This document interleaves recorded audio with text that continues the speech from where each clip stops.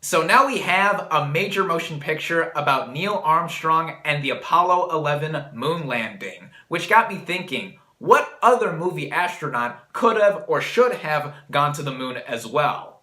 Spaceship! Spaceship! Spaceship! And with that stupidity out of the way, what is up everybody? Random Man here, bringing you my review for First Man.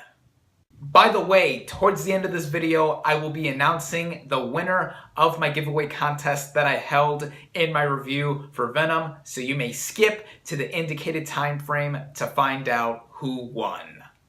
Based on the book of the same name, written by James R. Hansen, the plot of this biographical drama basically follows Neil Armstrong, played by Ryan Gosling, and the years leading up to the Apollo 11 space mission to the moon in 1969.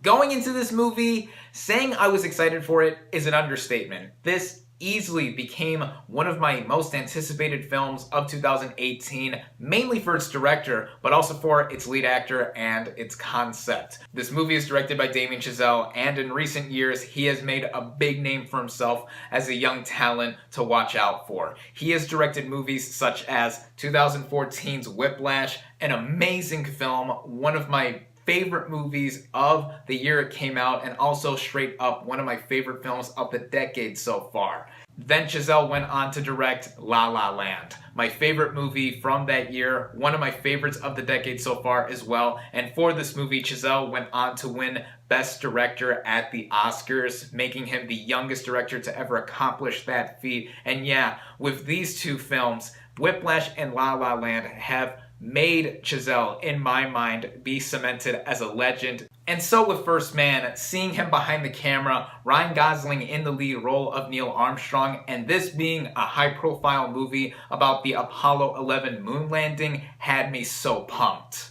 Starting out with the cast and their performances, we have, again, Ryan Gosling as Neil Armstrong here. Now, quite a bit of criticism has been garnered toward Armstrong being portrayed as very straight-laced and stoic by Gosling in this film.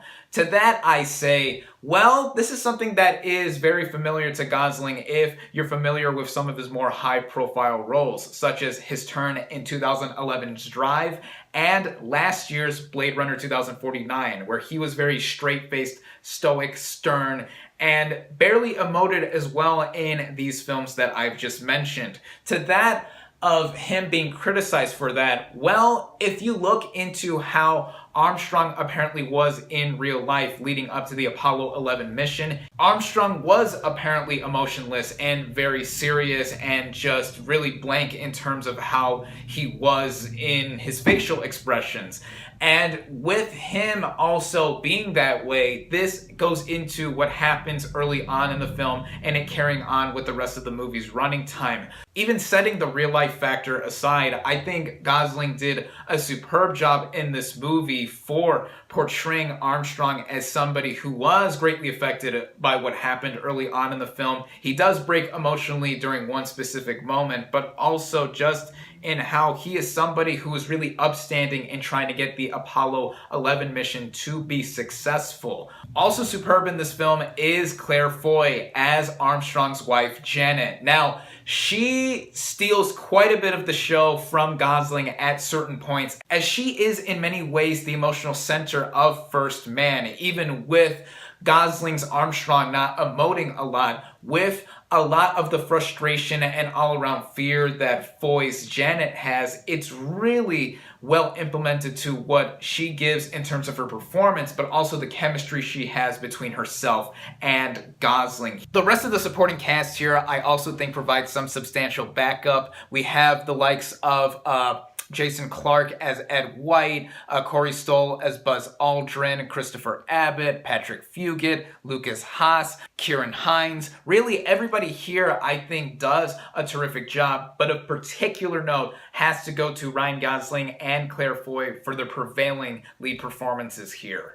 The writing here, in terms of how this film is structured, makes it very clear from the get-go that this is a more personal portrayal of how Neil Armstrong was in the years leading up to the Apollo 11 mission. The script here was written by Josh Singer, who is previously known to have written scripts for movies such as the one for Spotlight, which he won the Oscar for Best Original Screenplay for. And what I think he does here exceptionally is not only make the movie feel like it has some emotion within it in what happens to Armstrong at the beginning of the film with his family, but also throughout it, makes you feel like you are watching the events play out in a progressive manner, as about 8 years are covered from 1961 to 1969 when the actual moon landing occurs, in order for us to really get a sense of how massive of an undertaking going to the moon was for the US. Armstrong goes through quite a bit of loss throughout the film,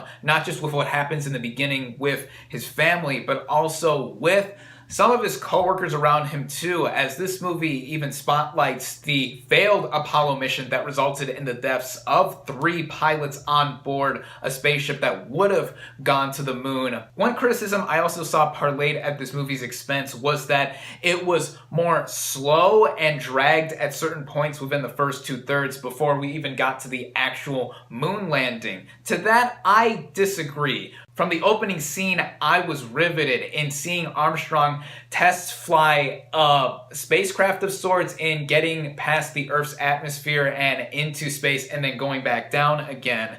And then throughout the movie, I expected it to be a drama. I obviously knew the moon landing would not occur until the very end of the film. But in between all of the space stuff and otherwise test missions, I was personally engaged with what was going on, whether it was with Armstrong's personal life or with all the technical stuff that goes into space travel, as this movie emphasizes to a T how dangerous it was to go into space. The concept of going into space really was something that not everyone had a full handle of until we decided to get into the space race against the Soviet Union in the 1960s. This goes into the expert direction from Damien Chazelle here. I saw this movie with my dad last night, and as we were leaving the theater after watching this movie, he said it best in my opinion of how this movie was approached in terms of its directing. He said it was well balanced in terms of portraying Armstrong's home and personal life, while also tackling the actual logistics of what went into the Apollo 11 mission literally getting off the ground, and I could not agree with my dad more in that respect. I would almost compare it to last year's Dunkirk in how this is another movie based on real events, and some didn't feel that much of an emotional pull with this movie, but I was personally engaged with not only Dunkirk but with First Man in how the real life events had me hooked in trying to see the human spirit triumph over adversity here. And just like Dunkirk with Christopher Nolan's masterful direction there, Damien Chazelle directs the shit out of First Man. I would even go as far as to say that this is his best directed movie to date, in him handling the space sequences and making them feel really uneasy and rickety like the actual spacecraft that have been shot into space. This also goes into the technical merits of this film, and in my opinion, this is a technical masterpiece. Again, Chazelle really is at the top of his game here in terms of how he focuses the narrative and otherwise stuff that is used on screen. The cinematography in this film is gorgeous. This movie was shot using 16mm film, 35mm film, and digital/IMAX for the actual moon landing sequence. And yes, I saw this movie in IMAX, and to say yes again, yes, see this movie in IMAX is the best way to experience this film, and once the moon landing does occur, it is all worth it to see that sequence play out in the fullest screen that is used. And yeah, took my breath away. The way the film was edited together, like I said, I never found myself checking out of this movie or really had any boredom with it, as the scene transitions, I think, all made the right sense in terms of progressing the story along. I was so transfixed by this movie on a visual level that the auditory department did not disappoint either, from the film's sound design to the original score. Now, the music here has to be given a big mention, as Justin Hurwitz, who previously collaborated with Chazelle on Whiplash and La La Land, he won 2 Oscars for La La Land's music. And by the way, yeah, a bunch of collaborators from Chazelle's past have also returned to work on this movie, such as Tom Cross editing the film. He won an Oscar for editing Whiplash. Linus Sengreen for the cinematography. He won an Oscar for La La Land's cinematography. And yeah, back to Hurwitz's score. What mesmerized me the most about this movie's music was how it added on to playing up the big events that happened in the film, in how the score swelled at certain moments, but also the use of an instrument known as the theremin to make it feel really out of this world. Even some classical music is used in a couple of noteworthy moments where we see Armstrong's spacecraft floating in the air through outer space, kind of like how Stanley Kubrick used classical music in 2001: A Space Odyssey. The movie runs at about 2 hours and 20 minutes, and as I've mentioned before, I never found myself bored while watching this film. I thought it was evenly spaced out, especially once we got to that moon sequence, which, when the moon landing scene is shown, again, my breath was taken away seeing this thing in IMAX on the biggest screen and loudest sound possible. This also apparently goes into the controversy this movie has gotten for not showing the actual planting of the American flag on the moon's surface, which I think that's absolute bullshit to complain about. Clearly, Chazelle's intentions were elsewhere in trying to tell this story, and to say this movie is un-American or not very patriotic is bullshit too, as there is imagery of American flags everywhere in this movie. We do see the actual American flag on the moon when the moon landing sequence does occur, but also the astronauts themselves are wearing the American flag on their spacesuits. People are also citing a specific action that Gosling's Armstrong does while on the moon is not entirely based in fact. Well, that ties into the overall emotional core that this movie has in it, how Gosling's Armstrong was feeling the whole time in this film, and it goes back to what happened at the beginning in terms of what happened in A Loss Within the Family.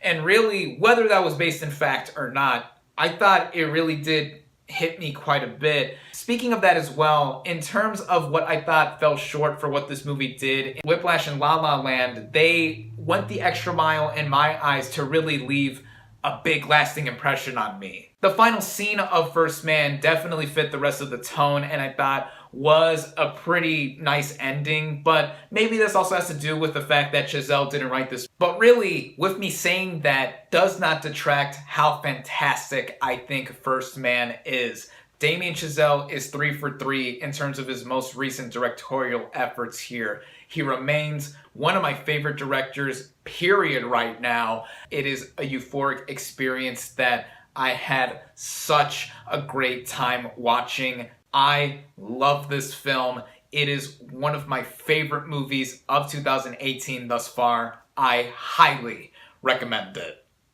My final verdict for First Man is 4.5 out of 5 stars.